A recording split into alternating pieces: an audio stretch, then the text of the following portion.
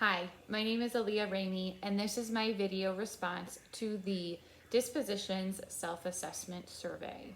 The first disposition regarding high expectations is one that I am probably best at.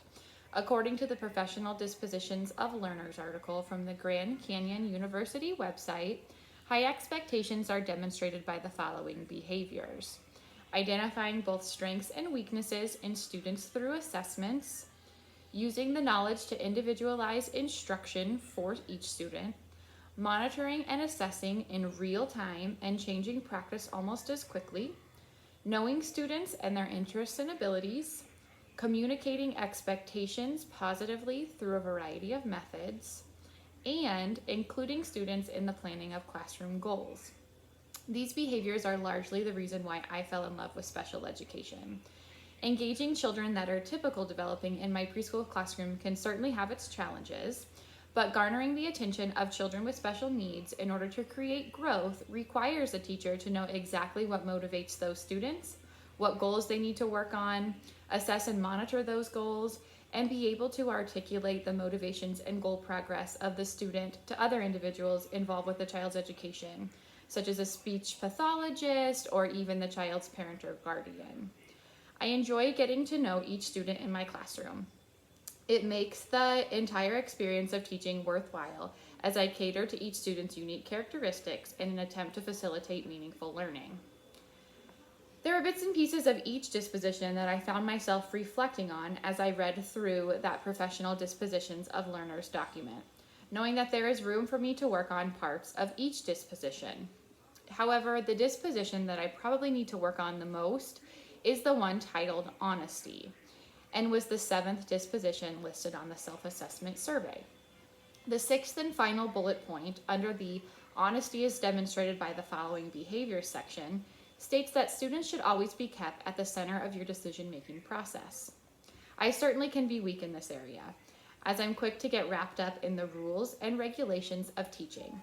As a self-proclaimed people pleaser, it is easy for me to alter my teaching due to rules from an administrator, regulations from a state department, or any other person or agency that creates the rules of teaching. On page 4 of Foundations and Best Practices in Early Childhood Education, History, Theories, and Approaches to Learning, published in 2015, author Lisana Falari states, "Teaching is becoming an increasingly complex profession. Teachers are daily faced with a variety of challenges demanding thoughtful, deliberate decisions. The complexity and challenging aspects of the teaching profession makes it imperative for all professionals in the field of education to sustain ethical practice." Falari lists 3 professional dispositions on page 277, and those are respect, enthusiasm, and commitment. GCU lists 10 professional dispositions on the previously mentioned document titled Professional Dispositions of Learners. These dispositions are high expectations, respect for diversity of others, fairness, professional conduct, reflection, curiosity, honesty, compassion, advocacy, and dedication. Even though Falari only lists 3 and GCU lists 7 more, both dispositions encompass the same themes. Be accepting of feedback, honor diversity, maintain your commitment to education, value community and stakeholders, and strive to have compassion always.